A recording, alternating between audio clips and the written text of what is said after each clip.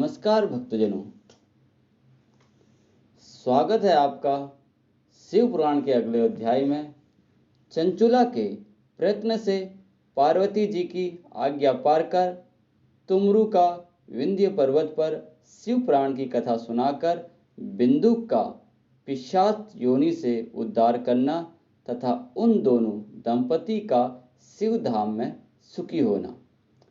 सूत जी बोले, सोनक, एक दिन परमानंद में निगम हुई चंचुला ने उमा देवी के पास जाकर प्रणाम किया और दोनों हाथ जोड़कर वह उनकी स्तुति करने लगी। चंचुला बोली, गिरिराजन नंदनी स्कंद माता उमे, मनुष्यों ने सदा आपका सेवन किया है। समस्त सुखों को देने वाली शंभु प्रिय आप ब्रह्मा स्वरूपणी हैं। विष्णु और ब्रह्मा आदि देवताओं द्वारा सेव्य है। आप ही सगुणा और निगुणा है तथा आप ही सूक्ष्म सचिनानंद स्वरूप रूपिणी आगाह प्रकृति है। आप ही संसार की सृष्टि पालन और संहार करने वाली है। तीनों गुणों का आश्चर्य भी आप ही है। ब्रह्मा, विष्णु और महेश्वर, इन तीनों देवताओं का आवास स्थान तथा उनकी उत्तम प्रतिष्ठा करने वाली पराशक्ति आप ही है। सूत जी कहते हैं, सोनक, जिसे सदगति प्राप्त हो चुकी थी वह चंचुला इस प्रकार महेश्वर पत्नी उमा की स्तुति करके सिर झुकाए चुप हो गई। उसके नेत्रों में प्रेम के आंसू उमड़ आए थे। तब करुणा से भरी हुई शंकर प्रिया भक्त वत्सला पार्वती देवी ने चंचुला को संबोधित करके बड़े प्रेम से इस प्रकार कहा। पार्वती बोली, सखी चंचुले सुंदरी, मैं तुम्हारी की हुई इस स्तुति से बहुत प्रसन्न हूँ। बोलो, क्या वर मांगती हो? तुम्हारे लिए कुछ भी अदेय नहीं है। चंचुला बोली, निष्पाप गिरजा कुमारिनी, मेरे पति बिंदु इस समय कहाँ है? उनकी कैसी गति हुई है यह मैं नहीं जानती। कल्याणमयी दीन वत्सले, मैं अपने उन पतिदेव से जिस प्रकार संयुक्त हो सकी वैसा ही उपाय कीजिए। महेश्वरी महादेवी, मेरे पति एक सूत जाति वैश्य के प्रति आसक्त थे और पाप में ही डूबे रहते थे। उनकी मृत्यु मुझसे पहले ही हो गई थी। न जाने वे किस गति को प्राप्त हुए। गिरजा बोली, बेटी, तुम्हारा बिंदुक नाम वाला पति बड़ा पापी था। उसका अंतकरण बड़ा ही दूषित था। वैश्य का उपभोग करने वाला वह महामुंड मरने के बाद नर्क में पड़ा अनगिनत वर्षों तक नर्क में नाना प्रकार के दुख भोग कर वह पापात्मा अपने शेष पाप को भोगने के लिए विंध्य पर्वत पर पिशाच हुआ है। इस समय वह पिशाच अवस्था में ही है और नाना प्रकार के क्लेश उठा रहा है। वह दुष्ट वही वायु पीकर रहता है और सदा सब प्रकार के कष्ट सहता है। सूत जी कहते हैं, सोनक, गौरी देवी की यह बात सुनकर उत्तम व्रत का पालन करने वाली चंचुला उस समय पति के महान दुख से दुखी हो गई। फिर मन को स्थिर करके उस ब्राह्मण पत्नी ने व्यथित हृदय से महेश्वर को प्रणाम करके पुनः पूछा। चंचुला बोली, महेश्वरी महादेवी, मुझ पर कृपा कीजिए और दूषित कर्म करने वाले मेरे उस दुष्ट पति का अब उद्धार कर दीजिए। देवी, कुटिल बुद्धि वाले मेरे उस पापात्मा पति को किस उपाय से उत्तम गति प्राप्त हो सकती है, यह शीघ्र बताइए। आपको नमस्कार है।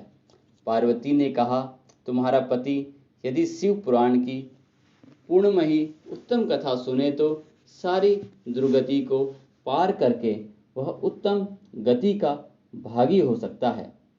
अमृत के समान मधुर अक्षरों से युक्त गौरी देवी का यह वचन आदरपूर्वक सुनकर चंचुला ने हाथ जोड़ मस्तक झुकाकर उन्हें बारंबार प्रणाम किया और अपने पति के समस्त पापों की शुद्धि तथा उत्तम गति की प्राप्ति के लिए पार्वती देवी से यह प्रार्थना की, मेरे पति को शिव पुराण सुनाने की व्यवस्था होनी चाहिए।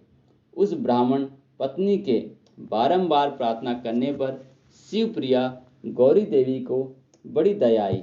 उन भक्त वत्सला महेश्वरी गिरिराज कुमारी ने भगवान शिव की उत्तम कीर्ति का गान करने वाले गंधर्वराज तुम्बुरु को बुलाकर उनसे प्रसन्नतापूर्वक इस प्रकार कहा, तुम्बुरो, तुम्हारी भगवान शिव में प्रीति है।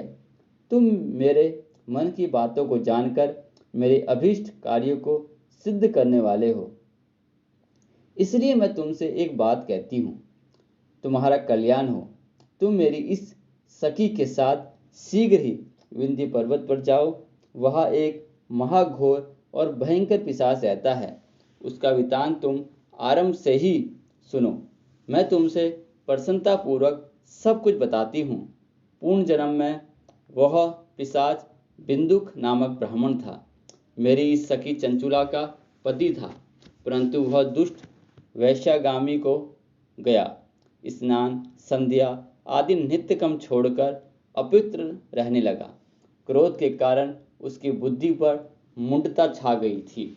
वह कर्तव्य का विवेक नहीं कर पाता था। अभक्ष, भक्षण, सज्जनों से देश और दूषित वस्तुओं का दान लेना, यही उसका स्वाभाविक कर्म बन गया था। वह अस्त्र शस्त्र लेकर हिंसा करता, बाएं हाथ से खाता, दीनों को सताता और क्रूरतापूर्वक पराये घरों में आग लगा देता था। चांडुला से प्रेम करता और प्रतिदिन वैश्या के संपर्क में रहता था। बड़ा दुष्ट था। वह पापी अपनी पत्नी का परित्याग करके दुष्टों के संग में ही आनंद मानता था। वह मृत्यु पर्यंत दुराचार में ही फंसा रहा। फिर अंतकाल आने पर उसकी मृत्यु हो गई। वह पापियों के भोग स्थान घोर यमपुर में गया और वहाँ बहुत से नरकों का उपभोग करके वह दुष्टा जीव इस समय विंध्य पर्वत पर पिशाच बना हुआ है। वही वह दुष्ट पिशाच अपने पापों का फल भोग रहा है।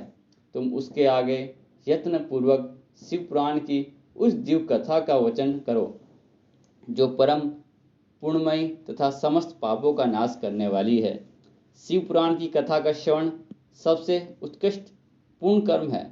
उसके हृदय शीघ्र ही समस्त पापों से शुद्ध हो जाएगा और वह प्रेत योनि का परित्याग कर देगा।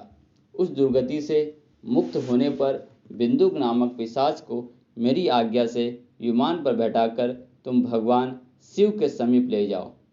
सूत जी कहते हैं, सोनक महेश्वरी उमा के इस प्रकार आदेश देने पर गंधर्वराज तुम्बुरु मन ही मन बड़े प्रसन्न हुए। उन्होंने अपने भाग्य की सराहना की। तत्पश्चात उस पिशाच की सती साध्वी पत्नी चंचुला के साथ विमान पर बैठकर नारद के प्रिय मित्र तंबुरु वेगपूर्वक विंध्याचल पर्वत पर गए, जहाँ पर वह पिशाच रहता था। वहाँ उन्होंने उस पिशाच को देखा। उसका शरीर विशाल था, टोटी बहुत बड़ी थी। वह कभी हंसता, कभी रोता और कभी उछलता था। उसकी आकृति बड़ी विकराल थी। भगवान शिव की उत्तम कीर्ति का गान करने वाले महाबली तुम्बुरु ने उस अत्यंत भयंकर पिशाच को पासों द्वारा बांध लिया। तदंतर तुम्बुरु ने शिव पुराण की कथा बाँचने का निश्चय करके महोत्सव युक्त स्थान और मंडप आदि की रचना की। इतने में ही संपूर्ण लोगों से बड़े वेग से यह प्रचार हो गया कि देवी पार्वती की आज्ञा से एक पिशाच का उद्धार करने के उद्देश्य से शिव पुराण की उत्तम तथा सुनाने के लिए तुम्बुरु विंध्या पर्वत पर गए हैं।